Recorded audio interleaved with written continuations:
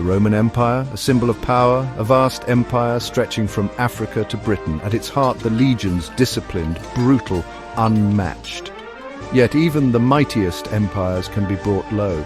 This was the Teutoburg forest, and it would become a graveyard for Roman ambition.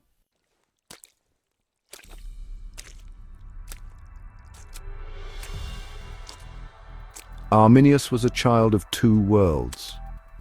Born into a Germanic tribe, he was taken as a hostage by Rome. He grew up in the heart of the Roman world, learning Latin, Roman military strategy, and Roman culture. He rose through the ranks, proving himself a capable soldier and leader. The Germanic tribes, though fierce and independent, were fragmented. I saw the brutality of Roman conquest firsthand, the subjugation of my people. I made a choice, a treacherous turn that would change the course of history. I would lure Varus and his legions into a death trap.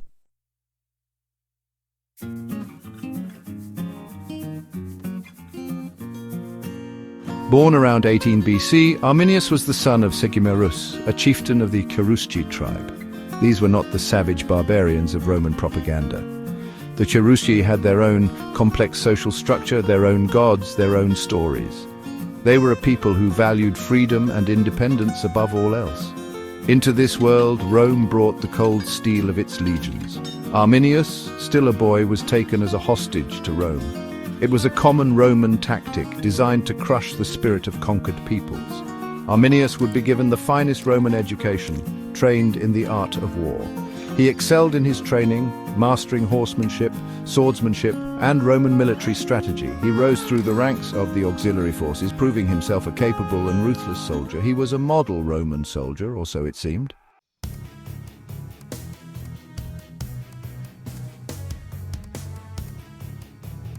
As Arminius matured into a young man, he was sent back to Germania.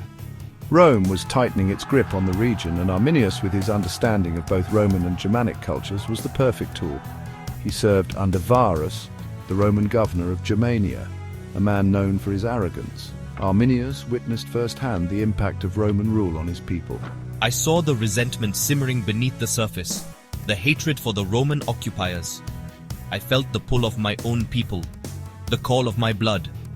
I began to realize that I was caught between two worlds, belonging to neither. I was a Roman soldier, trained to conquer and subdue, yet I was also a Cherusci prince. He moved among his people, a ghost in his own land. He spoke their language, understood their customs, felt the pull of their traditions. Yet Arminius had a plan, a dangerous game he was playing. He would use his position, his knowledge, his Roman training to free his people.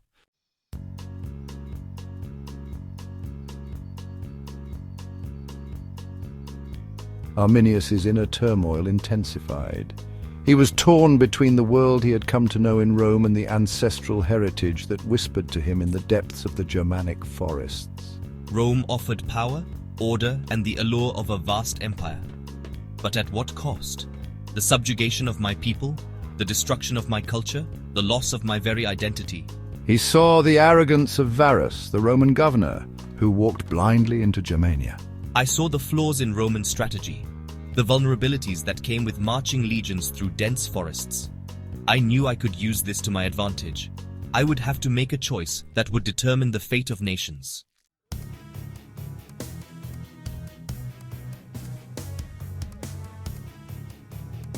The seeds of rebellion sown by Roman oppression and nurtured by Arminius's cunning began to sprout in the heart of Germania. Arminius, using his knowledge of both Roman and Germanic customs, became a bridge between the disparate Germanic tribes. He traveled from village to village, often under the cover of night, speaking in hushed tones of freedom and vengeance. Remember our warrior heritage, the times we drove back invaders, the strength that lies dormant within us. Imagine a Germania free from Roman rule, where our gods are honored, our customs respected, and our freedom absolute. He spoke of Varus's arrogance, of the Roman legion's vulnerability in the thick forests. And so, under the cover of darkness, a conspiracy was born. The whispers of rebellion grew louder, carried on the wind through the forests and across the plains of Germania. The stage was set for a confrontation that would change the course of history.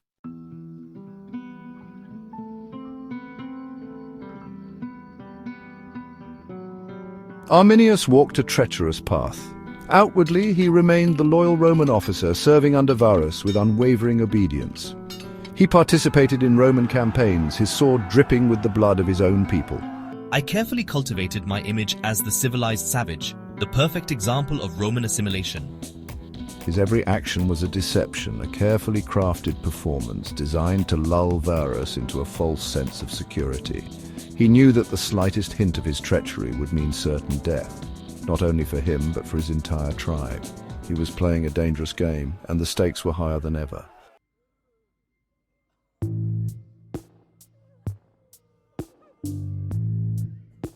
He spoke of Varus's arrogance, of the Roman belief in their own invincibility.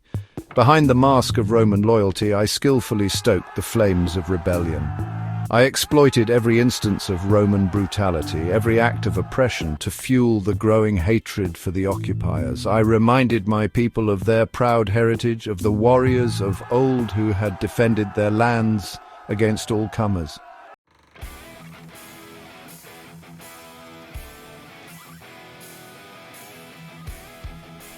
As the summer of 9 AD drew to a close, Arminius knew the time for action was near. Varus, blinded by his own arrogance and Arminius's carefully constructed facade of loyalty, remained oblivious to the storm that was brewing. He received reports of minor uprisings, but I, his trusted advisor, dismissed them as the work of insignificant malcontents. I convinced Varus to disperse his legions throughout the region to quell the supposed unrest, a move that played perfectly into my hands. He sent out messengers to the allied tribes, informing them that the hour of liberation was at hand. Varus, trusting his loyal German officer, readily agreed, unaware that he was marching his men into oblivion. The die was cast.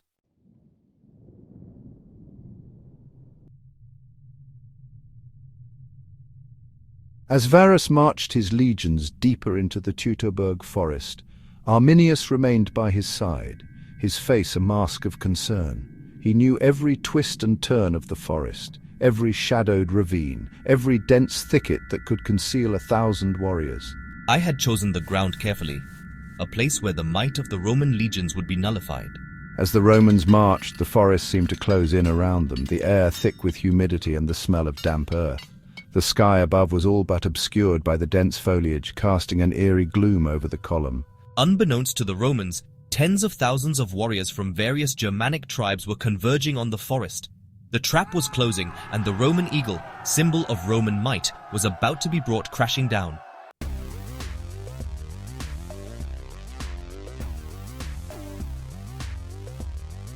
The Roman column stretched for miles, a serpentine beast of steel and leather winding its way through the dense undergrowth. Sunlight struggled to penetrate the thick canopy of leaves, casting the forest floor in a perpetual twilight. The air hung heavy with humidity, the silence broken only by the rhythmic tramp of thousands of feet. Varus, clad in his finest armor, rode near the head of the column, his face etched with confidence. Around him his officers joked and boasted, their voices echoing strangely in the stillness of the forest. Arminius rode beside Varus, his demeanor calm, his face an impassive mask. He could feel the tension in the air, the electric anticipation of the storm about to break. He watched as Roman scouts fanned out ahead, their eyes scanning the woods for any sign of danger.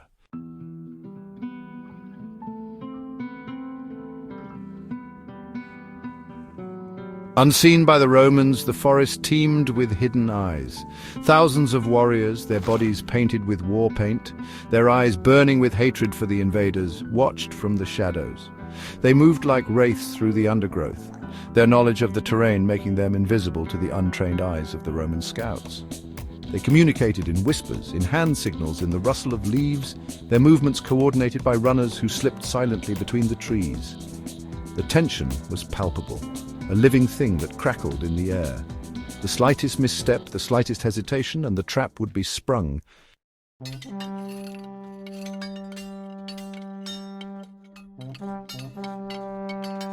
The legions, trained to fight in open fields, their formations and discipline their greatest strengths, were unprepared for chaotic close-quarters fighting.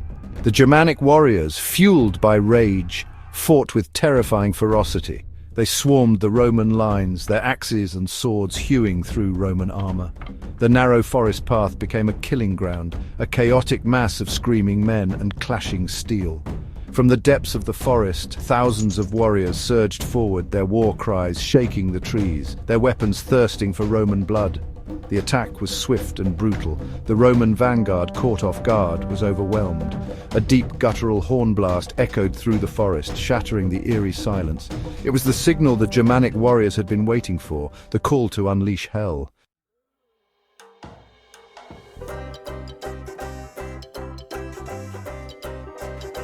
Panic rippled through the Roman ranks as the realization dawned that they had walked into a trap. Their carefully ordered world, their belief in their own invincibility, crumbled around them. Men, hold your ground. Rally to me. We must restore order. Varus, his face ashen, attempted to rally his men to restore order to the chaos, but his commands were drowned out by the din of battle. The Germanic warriors, unburdened by heavy armor and fighting on familiar ground, moved with a speed and agility that the Romans could not match. They exploited every advantage the forest offered, using the trees for cover, disappearing into the undergrowth only to reappear moments later, their weapons dripping with Roman blood. The Roman column, once a symbol of Roman power and might, was now a broken thing.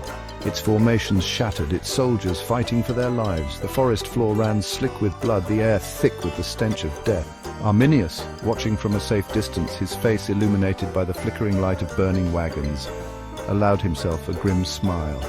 His plan, so carefully crafted, was unfolding flawlessly. The Roman eagle, symbol of an empire, was about to be brought crashing down into the mud and blood of the Teutoburg forest.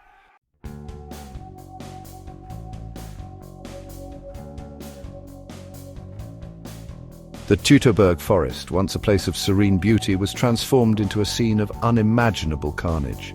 The very trees themselves seemed to shudder under the weight of the violence unleashed beneath their boughs.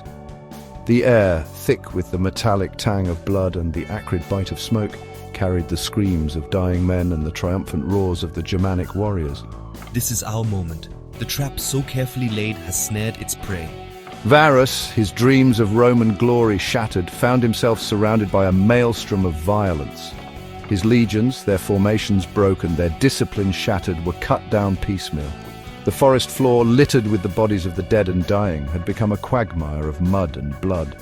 The Germanic warriors, their faces contorted in a frenzy of bloodlust, showed no mercy. They swarmed over the beleaguered Romans, their axes and swords rising and falling with relentless fury. The cries of victory and freedom echoed through the trees, a terrifying chorus that drowned out the last desperate pleas of the Roman soldiers.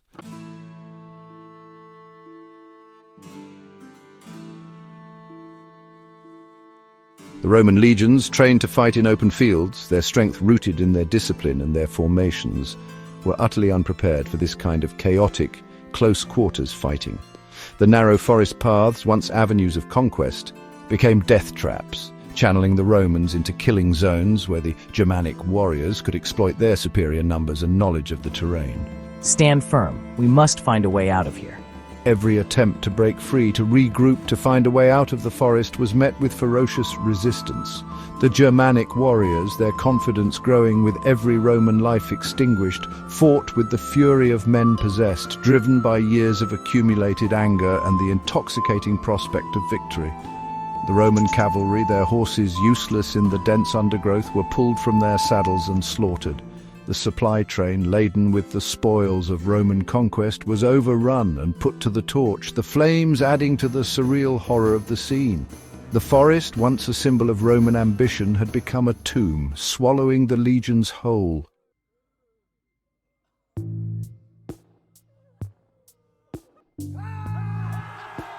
Section 3.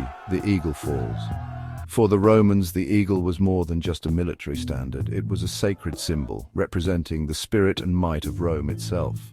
To lose an eagle in battle was a disgrace of the highest order, a stain on Roman honor that could never be fully erased.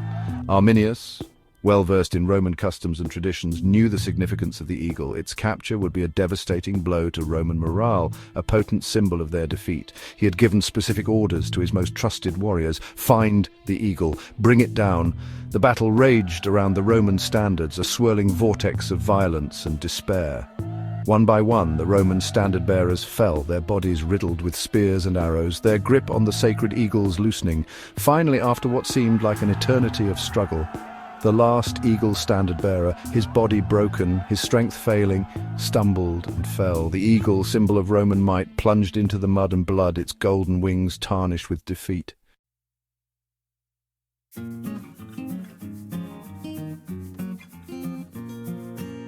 Section 4, A Night of Terror. As dusk settled over the battlefield, casting long, grotesque shadows over the carnage, the sounds of battle finally began to subside. The Germanic warriors, exhausted but exhilarated by their victory, began the grisly task of combing the battlefield, finishing off any Roman survivors and gathering their spoils. For the surviving Romans, the night brought no respite. Hunted through the darkened woods, surrounded by the moans of their wounded comrades and the triumphant cries of their pursuers, they were easy prey. Many, driven to madness by thirst and terror, stumbled blindly through the undergrowth, only to be cut down by pursuing warriors or to bleed to death from their wounds. Some, in a final act of defiance, took their own lives rather than face the shame of capture and the certainty of a cruel death at the hands of their enemies. The lucky ones, their minds shattered by the horrors they had witnessed, simply lay huddled amongst the dead, praying for a swift end to their suffering.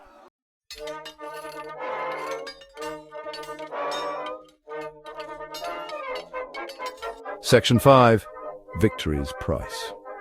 The morning after the battle dawned bright and clear, the forest air washed clean by a night of rain. The sunlight, filtering through the trees, illuminated a scene of utter devastation. The once proud Roman legions had ceased to exist. Thousands of Roman soldiers lay dead, their bodies scattered across the forest floor like fallen leaves. The stench of death hung heavy in the air, a grim testament to the ferocity of the fighting. Arminius, his face streaked with dirt and fatigue, but his eyes burning with a fierce pride, surveyed the scene. The victory had come at a terrible cost. Many brave Germanic warriors had also fallen, their blood mingling with that of their enemies. Yet, amidst the grief and the horror, there was a sense of exhilaration, a feeling of liberation that had not been felt in generations. The Roman eagle, symbol of oppression and tyranny, lay broken in the mud. The legions, seemingly invincible, had been crushed. Germania was free.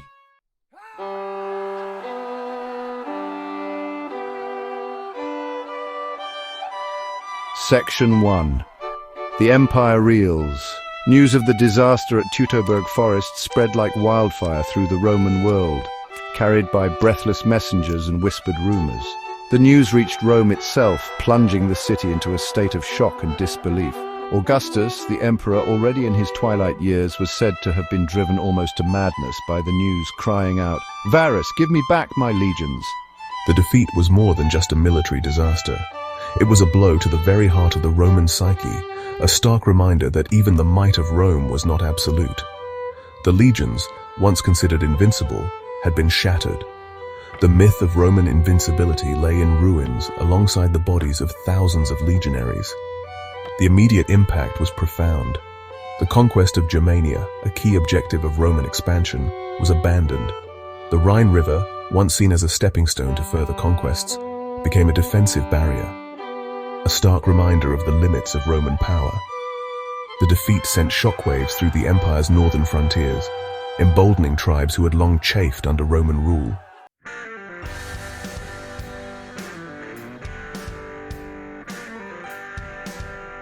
Section 2.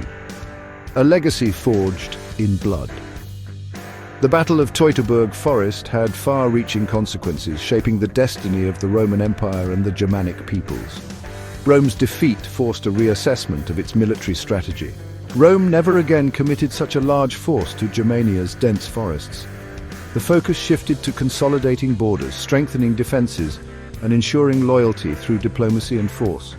For the Germanic tribes, the victory was a defining moment, marking the start of unification under Arminius's leadership. The battle became a symbol of Germanic resistance, inspiring generations to fight for independence. Arminius, the traitor-turned liberator, inspired generations and shaped a nation's destiny.